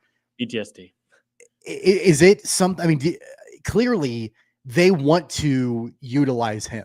I think that in an ideal world, they would love to have him be the left guard and not have Jalen Moore play left guard. But in your scenario, you're thinking that that's not likely. No, there's still a very well chance that happens. I do believe that Jalen Moore is better than Kingsley Suamataia right now. So I think your best chance to go out there and win is to put your best 5 out there. And I believe Jalen Moore is out there. I think Kingsley Suamataia can be a great long-term guard in this system. And that was even last year. It seemed like the Chiefs were trying to fit him in there. He's more of an athletic body. Kingsley Suamataia is. He can be really beneficial in the run game. He just obviously, as we saw last year, struggled in the pass game. So if they make the decision that, hey, we want Jalen Moore to stay healthy, we want him to be a backup tackle, I am all for that plan. I just think he can be very beneficial if he's starting at left guard come week 1. A couple of other rookies on the offense that have turned heads throughout training camp, Jalen Royals. And that's been from Andy Reid talking about how smart the kid is in picking up the playbook and all of that. And then Brashard Smith, I've seen videos of what he's been able to do out of the backfield, catching the football. That was what he was known for in college. And then a big reason why the Chiefs drafted him. I think both of those guys could ultimately end up having somewhat of an impact offensively for the Chiefs. Jalen Royals, especially if we see Rashee Rice be suspended for a certain number of games, maybe pressed into a little bit more service than, maybe everybody first thought to kick off his NFL career. And then Brashard Smith clearly, I think, is going to fill a role in the passing game out of the backfield that really they don't have another player right now on that roster who can do what he does. Yeah, exactly. So Brashard Smith is going to be a guy who's he's a running back, but we're going to see him lined up out wide That's just that he's a gadget piece who can take handoffs. We're going to see that kind of game from him. And Jalen Royals, as you said, he's really showcased that he can pick up this playbook really well. He's very smooth. He's got good hands. He's got good speed to him. Not necessarily a burner like an Xavier Worthy, but just a really good all-around game. And it's going to be interesting to see how the Chiefs, between the running backs and the wide receivers, who and how they keep them, because you got to think Andy Reid, and unless he somehow goes away from the fullback in 2025, Carson Steele otherwise is going to make this team, so does that mean Kareem Hunt's out of the mix? I don't think so. I think that they would keep him instead of Elijah Mitchell, although Elijah Mitchell has been taking more first-team reps or second-team reps even in practice. And then at wide receiver, that means if you keep 4 of them, you can only keep probably 6 wide receivers. So does that mean Tyquan Thornton, who has been great at training camp? He was with the team since he was on the practice squad midway through last year. If you can only keep so many bodies is what I'm trying to get at. Nico Remigio, they said he's going to be our starting kick returner or punt returner in all likelihood. So there's a spot for him. And then all of a sudden you're starting to run out of bodies. You can't keep all these guys. So yeah, somebody's going to be out of the mix, whether it's an Elijah Mitchell, a Tyquan Thornton, probably 2 of them. And so, I mean, that's what the Chiefs are going to start to do over the next month. But Jalen Royals and Brashard Smith have looked very impressive here in the early goings. I noticed that you didn't mention the name Sky Moore at all in there. He's still on the roster. He will not be on the team. No, yeah, I can confidently say that. Yeah, he's still on the roster as of right now. He did leave practice early yesterday with a hamstring injury, and then on top of that, the Chiefs did avoid disaster. It looks like with Hollywood Brown, who left practice early yesterday with an ankle injury. I saw video of it, was carted off, and whenever they bring the I mean, it looks like when that sort of thing happens, I mean, that you hold your breath. You hold your breath a lot, especially knowing his history. But it looks like it's minor. It looks like he'll be okay. I'm a believer with a guy like Hollywood Brown that you absolutely should not have him do anything until week number 1. Wrap the guy in bubble wrap. You don't need him in the preseason. You don't need, I don't think you know what you're going to get out of Hollywood Brown. So just wrap the guy in bubble wrap and get him ready for the regular season, because I don't want to see another situation like what we ran into a year ago. You mean where he lasted, how many snaps was it in preseason? 1. Yeah. 1. No, literally on the very first play, he broke his collarbone. Yeah, it is. You mentioned the cart coming out. It all goes back to Tyreek Hill when he was injured in practice. He famously rode up in the front seat of the cart. And so now with as Rick says in the comments, they use carts often because of the distance to facility. You do have to go all the way back up the hill. That's right. It is scary, though. It's scary, though, whenever you bring a cart out. And ever since Tyreek Hill, I think it was back in 2019, rode up in the front seat of the cart. And so now Chiefs reporters, they have to say, is he in the cart or is he in the front seat of the cart? Hollywood did leave in the front seat, which says it's not that bad. Xavier Worthy also left yesterday. He hit his head on the ground, but then he was able to return. No concussion there or anything. Hollywood Brown, yeah, it looks like an ankle, but the Chiefs expect him to practice today. But it's never good when you hear Xavier Worthy and Hollywood Brown leave the practice. And yes, Sky Moore left practice with a hamstring, but I anticipate his days as a Chief are numbered anyway. He's looking to get film out there for the rest of the NFL over these next couple weeks. Yeah, I mean, look, I get it. I understand to Rick's point about how the distance between the facility to the practice field, I get all of that. It's just whenever you see a cart come out, you take a little gasp a little bit. You get a little scared about that to see what happens. But I certainly believe with a guy like Hollywood Brown that he doesn't have anything that, the Chiefs need to see out of him. They know what they're going to get with him. So you don't need to risk it with him. You need him to be an integral part of your offensive game plan. And so why risk it? It'd be one thing if you are a Jalen Royals, for example, or you are even an Xavier Worthy who's going into year number 2, or a guy trying to battle for a roster spot like a Tyquan Thornton, or a Nico Remigio, or whoever that is. If you're Hollywood Brown, let's just put him on ice, put him on ice until the season starts. They're literally, I mean, what's the benefit of having him go in the preseason? Like, there's literally no benefit to it. It's all risk. It's all downside. It's reps. That's all it is reps. And I get it. Like, reps are important, but for a veteran like that, the Chiefs know what they're going to get out of him. And as long as they feel like he is he's conditioned well enough, he knows the playbook well enough and all of that, really, I think the risk outweighs the reward from having Hollywood Brown on the field until the regular season. Yeah, I'm right there with you, because we saw what happens last year when you take off one of these pass catchers. One turned into two real quickly when you had Hollywood Brown. They were already off to a slow start offensively, and then Rashee Rice, you lose him against the Chargers, and then now Xavier Worthy is essentially your wide receiver one with Juju Smith-Schuster for a big portion of the year. Health is going to be the biggest factor for this team. If they can keep this entire pass catching core healthy, I really like their prospects for this year. But the moment one of them goes down and Juju Smith-Schuster is your wide receiver 2 for 4 weeks while Rashee Rice is serving a suspension, that's not something you want. So just put Hollywood Brown on ice. Don't need to see him play a snap in the preseason, although Andy Reid will do his thing. He will play some snaps in the preseason, but that's neither here nor there. Yeah, that's certainly not ideal. And the injury report for the Chiefs, it grows. Hollywood Brown dealing with the ankle, Sky Moore with the hamstring. I guess Xavier Worthy banged his head in practice. He should be okay. He returned. He was fine. He should be fine. I think the biggest question collectively for the Chiefs from an injury perspective is, what is Christian Fulton going to look like? And he continues to be on the PUP list. They're going to, I think, need his ability in the secondary for sure. I think he's going to need reps as well to get ready to go with Steve Spagnuolo's defense. So we'll see what that looks like for him and his development, and if he's able to get back healthy and ready to go before the start of the regular season.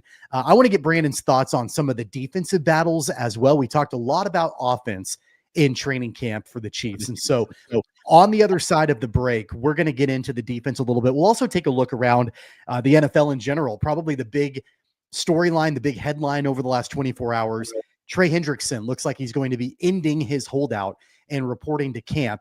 It looks like it'll be a hold in, though. They haven't made any progress, it doesn't look like, on a new contract for Hendrickson. So we'll find out what ends up happening with that. We'll talk about that a little bit more and get into the Chiefs defense and what do things look like positionally for them there in training camp. That's on the other side of the timeout. Tommy Castor, Brandon Zenner, Max Power producing. It's Sports Daily, and we're coming right back.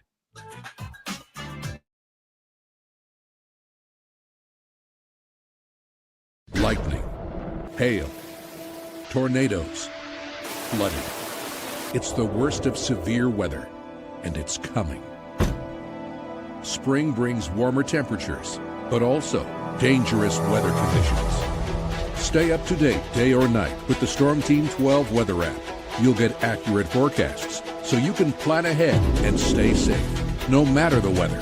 Download the Storm Team 12 weather app, brought to you by Stutzman's Greenhouse. The future of television has arrived. Next Gen TV is here with stunning video, movie theater quality sound, enhanced voice clarity, and interactive features, all upgradable for the future. Learn more at watchnextgentv.com.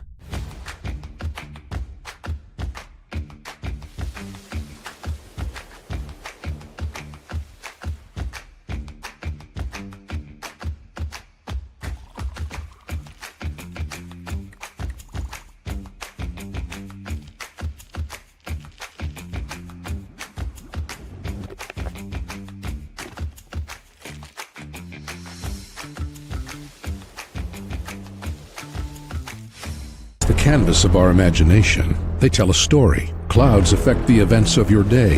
Sometimes they growl, sometimes they inspire, but they're always the messengers of nature's mood, written in the sky. Storm Team 12 understands the language of clouds. We're dedicated to decoding their message, so you know what to expect. Behind every cloud, there is a story waiting to be told. Trust Ross Jansen and Storm Team 12, alerting you first to the impact on your life.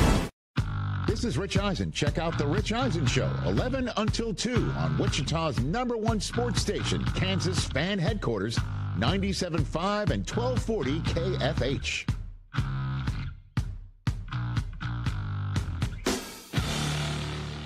Odyssey is one of the most influential audio and entertainment brands in the nation. You already know Odyssey's iconic local radio brands in Wichita. But did you know Odyssey has the country's best collection of music, news, and sports brands? Odyssey is also a premium podcast creator, major event producer, and digital innovator. Odyssey brings people together across the country and right here in Wichita. Odyssey also delivers meaningful radio and digital audio results. Find out our story and impact at odysseyinc.com/Wichita.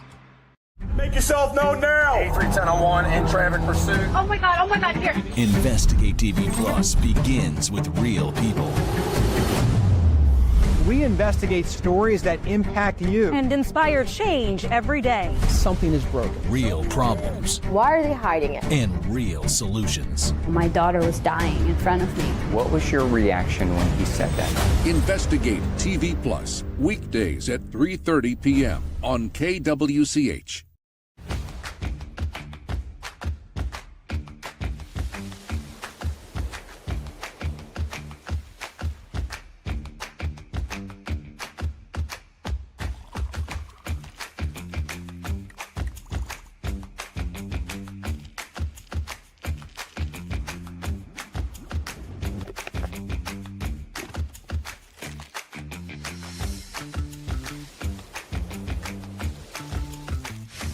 Hey, Wichita, Jim Rome here, celebrating over 25 years as the #1 midday sports talk show on Wichita Radio. Find out why. Tune into the jungle, weekdays 11 until 2 on 97.5 and 1240 KFH. Mornings are busy. We're here to make your mornings better. We report the stories that affect you. 3 more hospital lies from contaminated apple juice just a day after the FDA issue a recall. We're here to make your mornings better. Closing east and westbound lanes of K96 for repairs. With 12 News, you're prepared for your whole day. Scattered thunderstorms across the state into the afternoon. Stay a step ahead with 12 News this morning on KWCH and KSCW.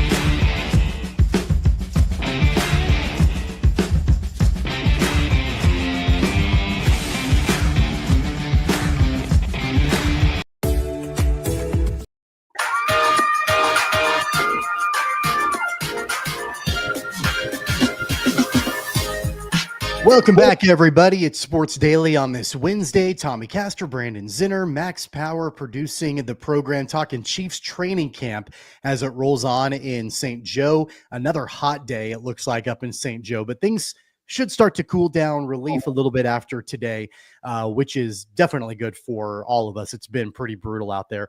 Let's talk defense, Brandon. We talked in the last segment quite a bit about some of the positional storylines and battles on the offensive side of the ball at Chiefs training camp. But defensively, I want to know a little bit about your thoughts defensively, especially on the defensive line. Omar Norman-Lott, the second rounder, looks like he's turning heads there on the defensive line. What have you been hearing about what they're doing? Yeah, Omar Norman-Lott, he was a guy out of Tennessee who didn't really have too much of a pedigree. He didn't really have too much stats to show for anything. But as we have gone here throughout training camp and whatnot throughout the entire season, Omar Norman-Lott is a guy who has definitely turned heads.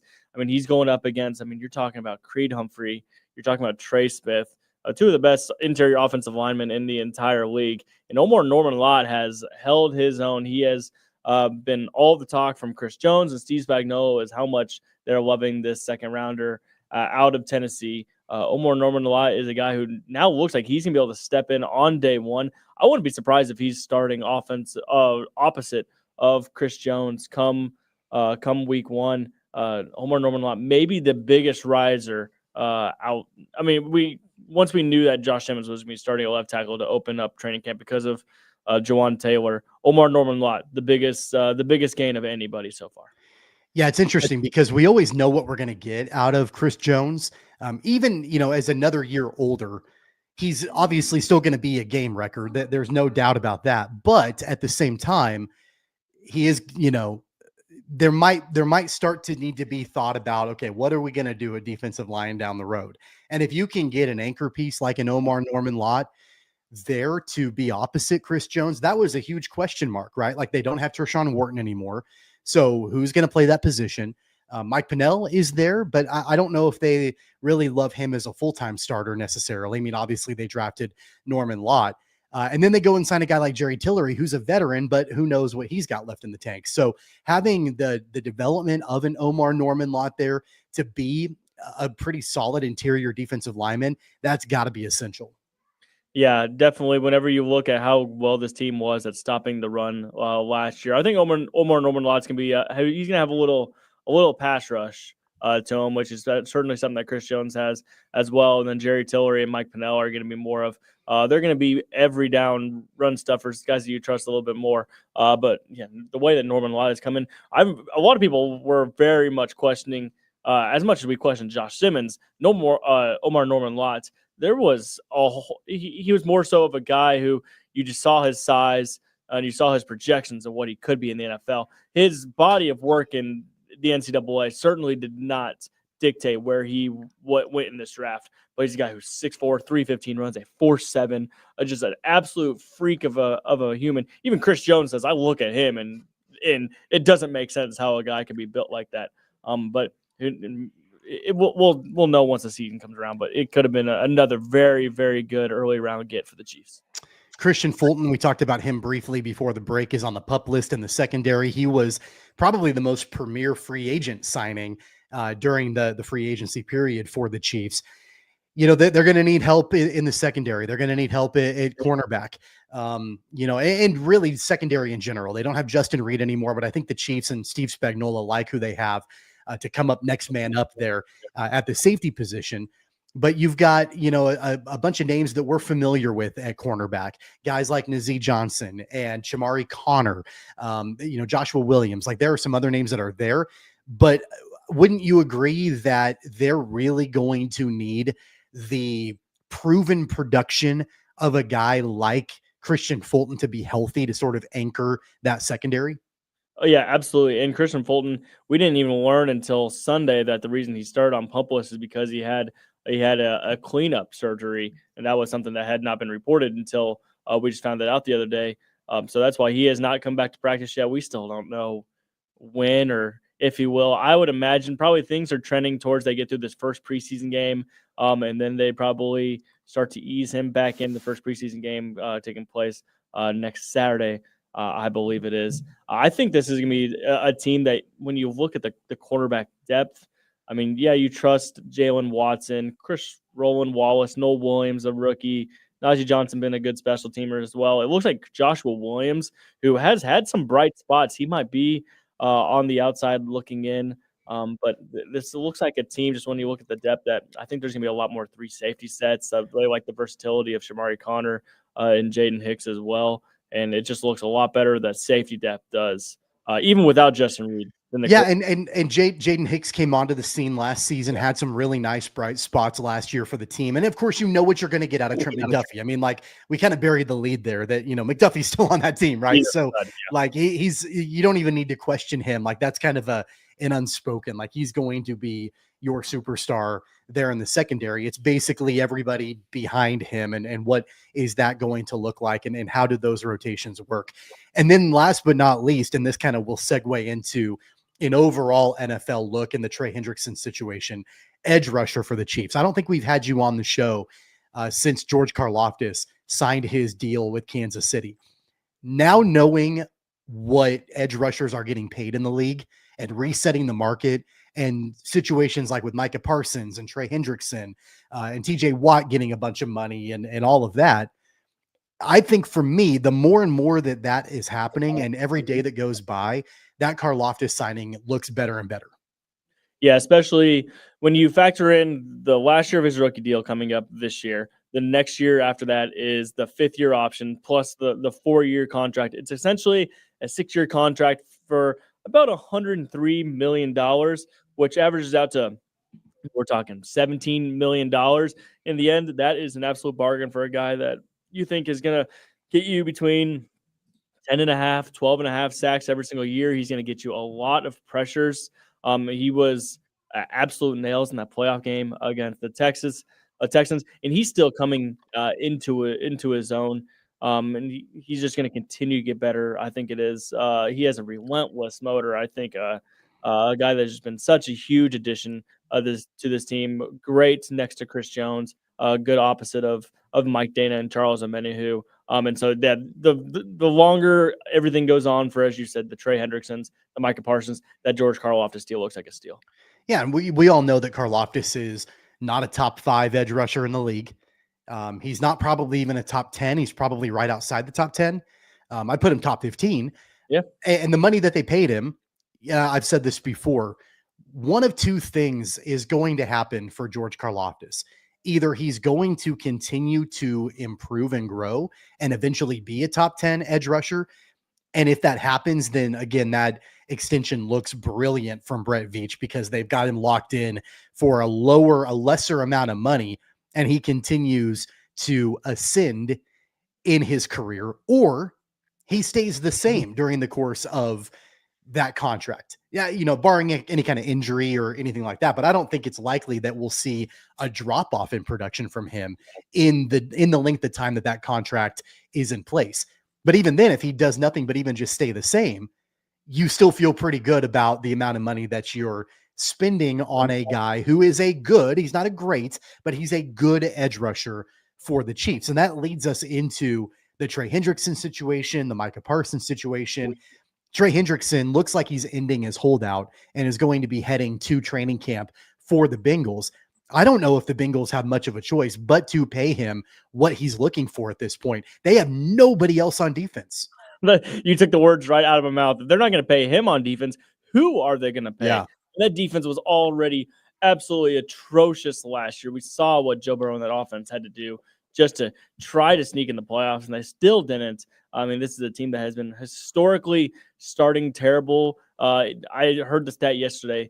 In Joe Burrow's 5 seasons, in the first 5 games of the year, there are 9-16-1. I think I don't know if that math works out. It might be 9-17-1, something around there. They're terrible to start the season.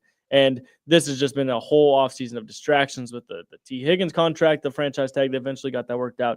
And now they're dealing with Trey Hendrickson. And they're basically saying that we don't want to guarantee you any more than 1 year. And you don't tell that to a guy who's a top 5 pass rusher in this league. So, best wishes to the Bengals. But distractions are the last thing that they needed. Yeah, I mean, I will always say, and I've said it before, they should have moved T. Higgins when they had the chance. Nothing against T. Higgins, but you can't afford Burrow, Chase, and Higgins and expect to have any kind of semblance of a defense. No. So they needed to free some money up, and the odd man out should have been T. Higgins to at least be able to go and give you some reinforcements on the other side of the ball. They didn't do that, and now you've got a holdout from Hendrickson. And here's the thing about it. A lot of times, when a player holds out, I'm like, I don't know. I usually fault the player. I'm like, okay, he's looking for more money or whatever. In this case, I don't blame Hendrickson. Like, you are the only guy that they have defensively. So go and try to make your money. I don't blame you whatsoever for holding out. Force the Bengals' hand. Force them to give you the money that you think you're owed. Yeah, especially when you see how much these guys are getting paid. Myles Garrett got the $40 million deal per year this offseason. TJ Watt comes in at $41 million. And then you look at the other guys that are up here, the Josh Hines-Allen, Brian Burns, Nick Bosa. Trey Hendrickson is every bit as good and as impactful for a single unit as any of those guys is. And if you're not paying him, who are you? I'm trying to think off the top of my head. Without pulling up the Bengals chart here, I can't name a defensive player for him. Maybe is Mike Hilton still in the league? Is that a guy? I'm not sure. They have Joseph Asai, the guy who pushed who was he? He pushed one of the Chiefs wide receivers, or no, he pushed Patrick Mahomes out of bounds and then ended up sending them to the Super Bowl. Yeah, I don't know anything about this Bengals defense, so yeah, might as well just go pay him. I mean, you have to. I mean, what's your other option? I mean, I don't think they, and Hendrickson knows that. Hendrickson knows that there's not another option. Now, I don't blame him for going and actually reporting to training camp because he's getting fined a bunch of money every single day that he misses training camp. So they do have, the Bengals do have that recourse. But after that, once he reports, the Cincinnati doesn't have any other choice but to pay him what he's wanting to get paid. Because like, what else are you going to do? Are you going to risk him not playing this season? Are you going to risk him holding out into and not the to season? Not to mention their first rounder, Shamar Stewart, still hasn't even signed or practiced. Again, because they're trying to hold back guarantees. And Rick in our comments says that he's horrible versus the run compared to the other DNs. He also is playing alongside Logan Wilson, who I know as their linebacker. I don't know any of these other guys that the Bengals have on their defense. That is just an atrocious defensive unit in general. They got rid of Lou Anarumo. I mean, that's just an absolute. The organization has failed that defense and failed Joe Burrow with how they've handled everything. Yeah, I mean, I don't disagree with Rick when he says that Hendrickson is horrible against the run. But what other choice do you have? You don't. You literally have no other option. So he may be not great against the run compared to all these other guys that are getting paydays and things like that. The Bengals have painted themselves into a corner. Like there's literally nothing else that they can do at this point. Once Hendrickson reports to camp, you have no choice but to give him the money. You literally have no other competent players defensively right now. Maybe that'll change. Maybe there'll be some young guys that step up this year, but it's certainly a predicament that the Bengals have found themselves in. We'll continue to follow that. We'll continue to follow Chiefs training camp and how things develop up there in St. Joe. We've got more Sports Daily coming up on the other side. Don't go away.